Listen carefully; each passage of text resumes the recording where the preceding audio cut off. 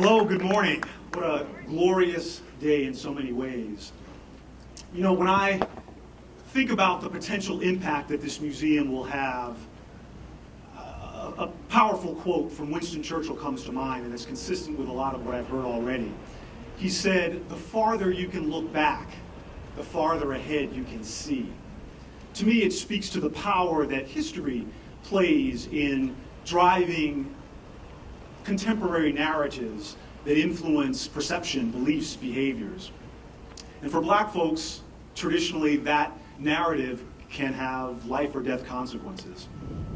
I think about what this nation, the narrative that it had to create to allow them to enslave our ancestors. It had to create the narrative that these enslaved people were wild, were beasts, were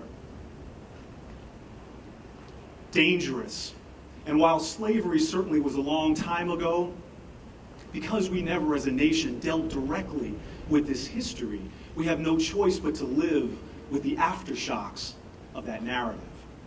It's why you can be an African-American 12-year-old playing on a playground somewhere, or you can be in the privacy of your own home, eating ice cream or babysitting your nephew, and pose such a mortal threat that your life is taken from you just like that. That while mass murderers are taken to Burger King.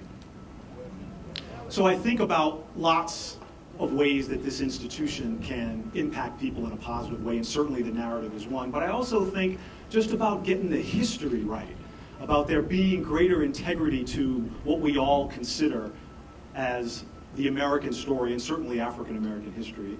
I'm really so excited about the opportunity that the museum will have to inspire and to uplift people, but particularly young African Americans who may have never been in a place where they see stories of great achievement, but of people who look just like them. And then hopefully that experience will allow them to see the greatness within themselves. There are so many people that I need to thank, but time unfortunately doesn't allow. But in particular, because they're here, I need to first thank my family. For the first year and a half of my time with this project, I commuted. I was gone from Monday through Friday. And so I owe my wife, Carla, and all my boys, but particularly my two youngest who are here, Israel and Robert, a real debt of gratitude for their sacrifice, and I thank them. I couldn't have done this without them.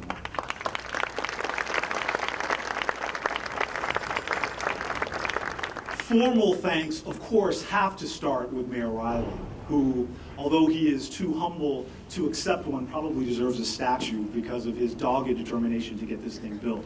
Thank you so much for the opportunity to work with you. And again, because of time, I'm simply going to enthusiastically and warmly, but from the depths of my heart, I want to co-sign all of the thanks that have happened before me and that will come later. There are so many people that deserve thanks, but I want to just spend a quick moment and I want to talk about the staff.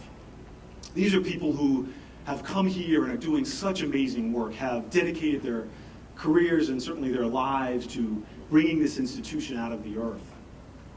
I think about, there was a time a couple of years ago, believe it or not, when I was the only employee. And we hired Victoria Smalls from Penn Center down in St. Helena. We hired Marion Gill from the Smithsonian in DC. And while the mayor and Ginny and Alexa and I were out raising money, they were hard at work building the foundation of what this institution will be. And so they are due to be acknowledged for that. But then I also think about the folks who are here now.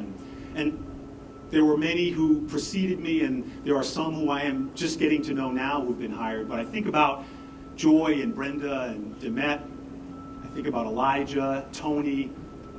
I think about Carlos. These are people who are doing just outstanding work. And I have a special message for them. And that message is that the ancestors are so proud and pleased at the work that you do. Tears are streaming down their faces, but this time they're tears of joy at finally having their contributions, their sacrifices, their pain acknowledged and presented in a way that will impact the future in such positive ways.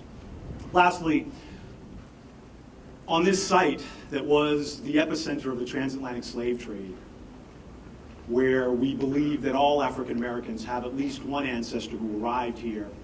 And even today, that exists under the shadow of John C. Calhoun a couple of blocks away. I just feel so privileged that the International African American Museum will rise here, and that we'll have a chance to, as others have said, to reach back and to present history in a way that it will move, I believe, this country forward. So this is a great day, and I'm grateful to be here. Thank you.